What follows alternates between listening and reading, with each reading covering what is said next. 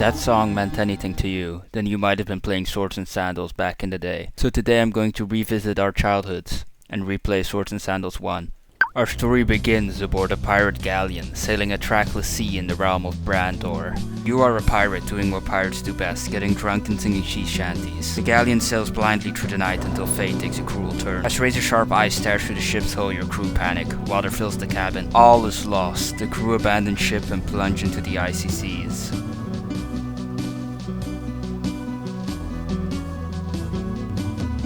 You find yourself the lone survivor. Your companions have all been swept away into the deep.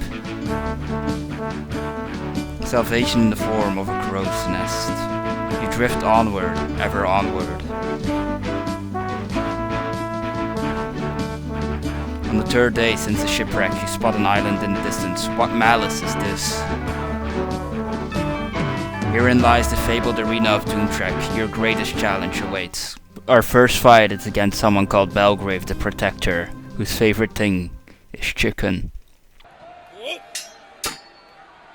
That was a lot easier than I thought it would be, but not all of our fights will be this easy. We leveled up and get to choose what to spec our stats into. Now all these stats are useful, but I like to keep a good balance between them. There wasn't much time to celebrate because our next victim was Odric. He hates fish. Going for quick attacks is my best bet. They have a high chance of succeeding, but I always like to flourish at the end. It was time for our first champion battle. Wolfgang of Shackleford. A restless scoundrel. This guy is a lot more dangerous. He has a sword and full armor. So again, I'm opting for my quick attacks, hoping that they will catch him off guard enough so I can deliver a swift kill. And eventually I manage to cut off his leg, and as a reward I get his sword, which does a lot more damage. Now that I had a good weapon and some money to spend, I decided to visit the armory and buy a nice shield for myself. I also opted to buy a helmet, but was only able to buy a little bandana instead. Before the next arena champion I still had to fight this guy named Chovy, but he proved to be nothing. Bosun Smite, Sea Dog, much like myself, is my next target. Now back when I was a kid, this guy used to give me a whole lot of trouble. He has an immense amount of armor, great damage, and great health.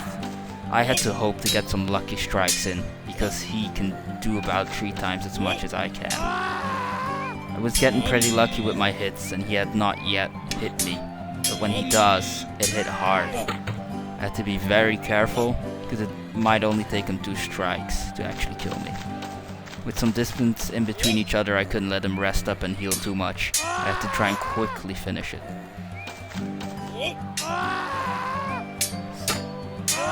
I finally managed to get him, chopping his arm off and then being awarded the Scurvy Blade, a way better weapon once again.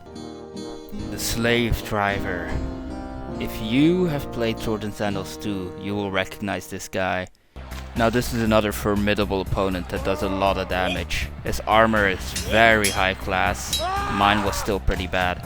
I got really lucky with a massive overhead swing dealing 28 damage. He has about the same HP as me, but as you can see, 17 damage from one hit.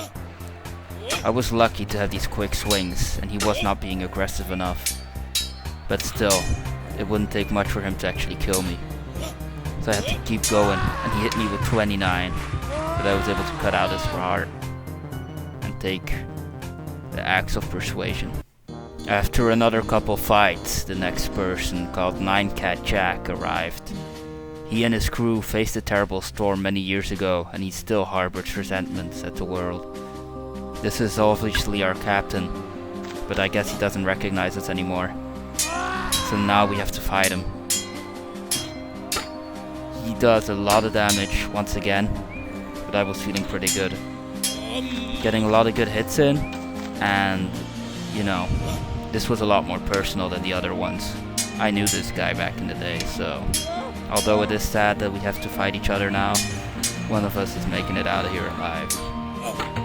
With all of these fights, it's a matter of trying to stick close and do a lot of damage. If they hit me with an overhead, I had to quickly retreat and heal up. But in this case it was not necessary. Quick few trades, I finally managed to cut him in 2, and I get his Cat O' Nine Tails, which is some kind of whip. Tylonius of Southport is the most beloved gladiator of Southport. He laughed at us when asked if we would be a challenge.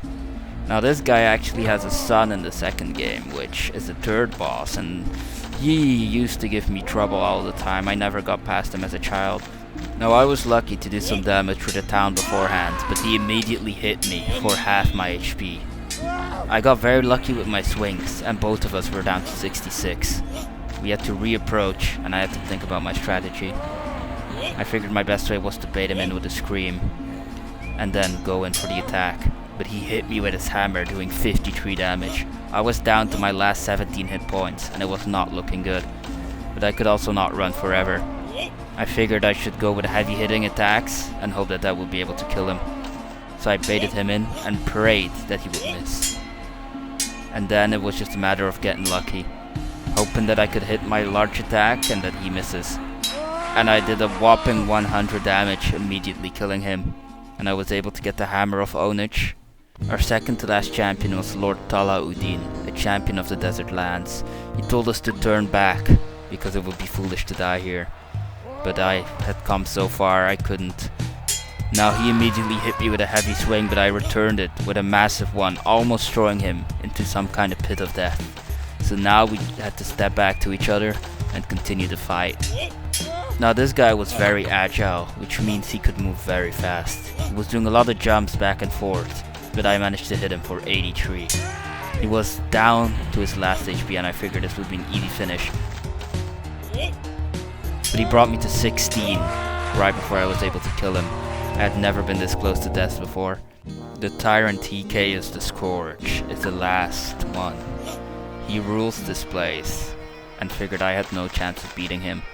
Now looking at his HP, he had a whole lot, immediately jumping behind me, and then I missed and he hit me for an insane 45. We were trading attacks, but he did way more damage than me. I was brought to only 50 HP, so I had to quickly get distance so I could heal up.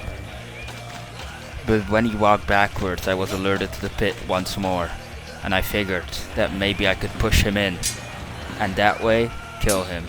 I was now on 30 HP, and my hits were not doing enough. I was one hit away from death, and he was a lot faster than me. I had to keep him at a distance, while sneakily bringing him to the pit.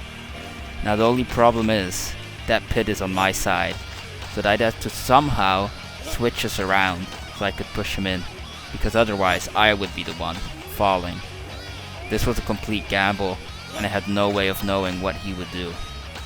So I edged closer and closer to the pit, hoping that he would make a mistake.